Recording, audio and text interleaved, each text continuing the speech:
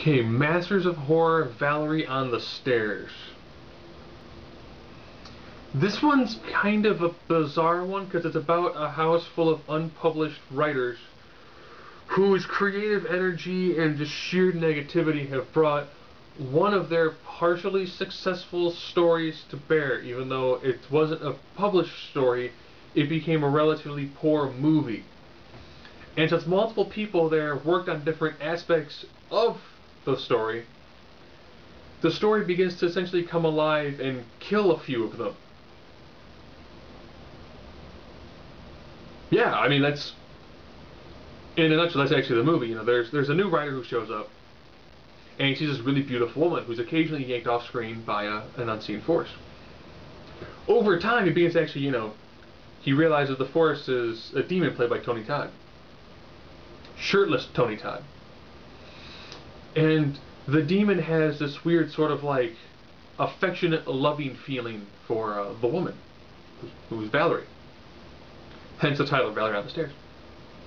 So this writer decides that he wants to try to figure out what is going on, how come nobody wants to say anything about the crazy, attractive woman being snatched away by a giant demon. And why people are kind of like, no, you're just crazy. He finds out it's based upon a movie that was, a poor movie that was conceived off of a part of a short story. Okay. It's really not helping much. Like, your story came to life. How do we defeat it?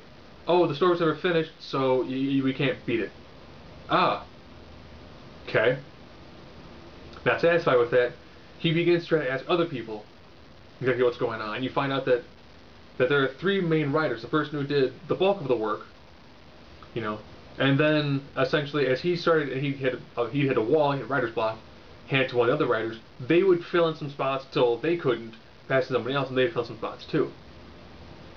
And after a while, the woman begins to like seduce as well as kind of help the demon kill the three writers, which then leads the new guy to try to fight his way through the weird cavernous catacombs attached to this building where the demon lives, where he keeps Valerie. He of course ends up defeating shirtless Tony Todd demon, but he escapes with Valerie. Valerie claims she can't escape because that's not the way it's written in the book. He forces Valerie through the door on the top of the roof. She kind of disappears and turns into dust. He then begins to turn pale and white with lettering going across him, typeface. Because in going through it to try to actually rescue her, he became part of the story. And in the story, he fails. So he essentially becomes a swirling stack of paper.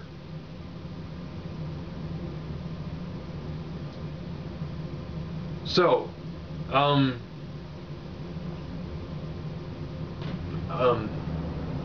it has some unique acting roles. I'll give it that. Tony plays a pretty good demon. Christopher Lloyd is the main writer who actually wrote the screenplay.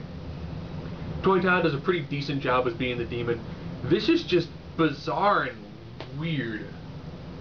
Some of the kills are done pretty well over the top, like spines being ripped out. I mean, for like an hour long, if you watched it with a couple of friends, you could probably talk about it for probably a couple of hours. There's enough little bizarre hits here and there, and the ending is just like they went, we got like 2 minutes left, wrap it up. She becomes dust. Why?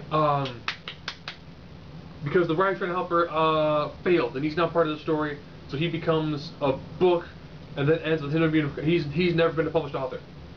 Fade to black. That doesn't make any sense at all. It doesn't have to. It doesn't have to. It doesn't. We can just run up this spot and be like, all right, dartboard of Deus Ex Machina. That's our ending right there. The dart landed on bizarre cop-out. What do you mean? Well, let's throw out the other one. Throw the bizarre cop-out Deus Ex Machina board. One becomes dust. All right. Other a stack of swirling papers and a breeze. All right, we ready? We've got a movie. We got a show. Do it. And that's Valerie under the stairs, or Valerie on the stairs. I always want to say under, but she's not under. She's always being drugged upstairs. Therefore, she has to be on top of them.